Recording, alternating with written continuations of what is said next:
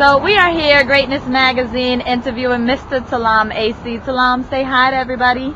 Hey everybody at Greatness Magazine. I hope your life, your world, your week, your year is going incredible. Dope. So we just have a few questions for you about your career and everything you've been able to accomplish as a poet. And the first question I have is about when I first saw you. You were actually one of the first poets that I've ever met making a living off of poetry. And I'm just curious, what was it that made you leave the 9-to-5 business world back in 2001, or I guess it was 99 actually, before then, to change over into doing poetry as a career? My mother used to tell me back in the days that if you don't go out on a limb, you'll never get the fruit. And you know, in business school they taught us, you know, there's only return where there's risk. You know, there's no risk, there's no return. So you could live your life and not take the chances, but you'll always end up regretting it. And I was doing consulting, I was teaching college at Essex County College in New Jersey and Rutgers University, but I felt like I needed to do something else. When I first saw spoken word done, I felt like it's what I should be doing for a living.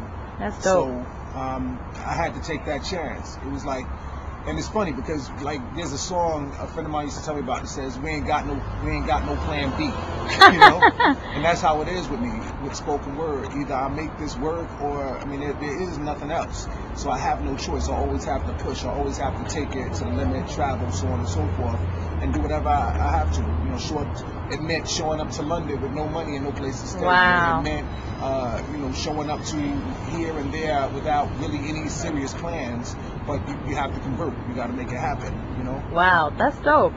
So your style is probably one of the most imitated around the world, and I'm just curious, how does that make you feel when you see or hear about They keep it? telling me that imitation is the highest form of flattery, and I've been trying to buy it. The people who do imitate me the most tend not to imitate me in my face. So when I do see them on tape or whatever imitating me, it blows me off, you know, blows me away in a bad way. You know, it makes me feel like, I don't know, like they try to kick the cereal bowl off my kid's table or something, because this is the gift and the voice and the style and the spirit that I was given. So to try to duplicate that doesn't seem right to me, and it can't be successfully duplicated anyway. When you listen to the best poets speak, they always speak and do poems the same way because it's them. You know what I mean? And the way that I speak and the way that I do poems, it's my natural rhythm. I write to the same rhythm that I walk to. Right. And it can't be duplicated, so I hate for people to try. Word. That's word. You have written and published a novel and a memoir and dabbled into several other genres of writing. Do you see yourself getting more involved with that in the future, or what do you see with other styles of writing? The thing about spoken word is that we get to do this, you know, till we die. It's not like rapping, like you ain't gonna see no 70-year-old rappers with a career, you know, but Mary Baraka is about that, and Sonia Sanchez and them, you know, they are kind of older. Yeah, in spoken word, we get to have that end game.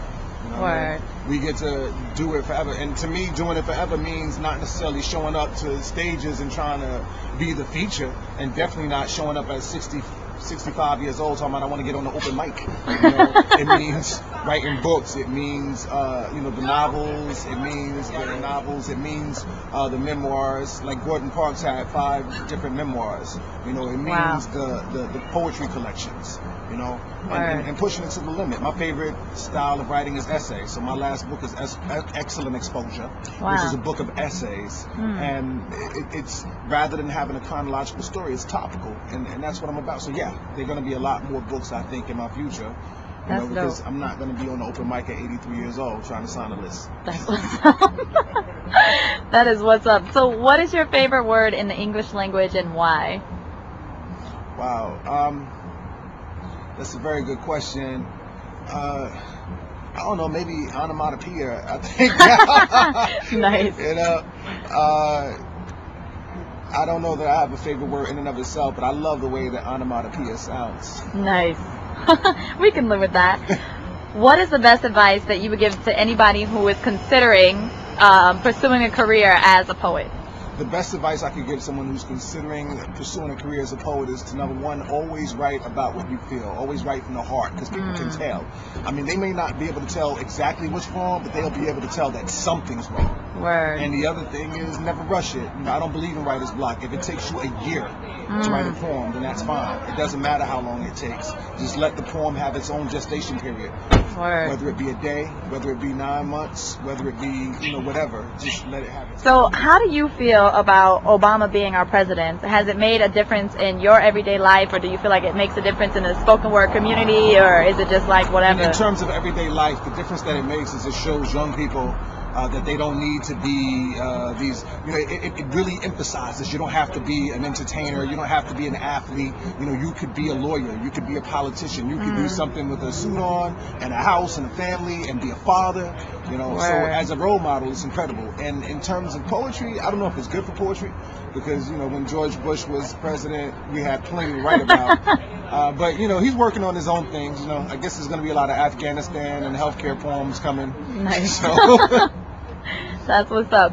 So last question for you. Where can the people find you if they want to find out more about your work and your tours and what's going on with Taalam? You can find me on the web at taalamacey.com, TAALAMACEY.com. Remember, with Taalam, the 2 A's are before the L. Right. So TAALAMACEY.com. Facebook, AC Fans, right? / ACEYFANS. And Twitter at Taalam Acey. Or, what did Jimi Hendrix say? Just look for me in the stratosphere, call my name and I'll feel it, Whatever you're looking for is also looking for you. So if you're looking for me, I'll meet you halfway. Nice. Thank you so much, Taalam. It's been a pleasure. We are signing off. Say bye to everybody.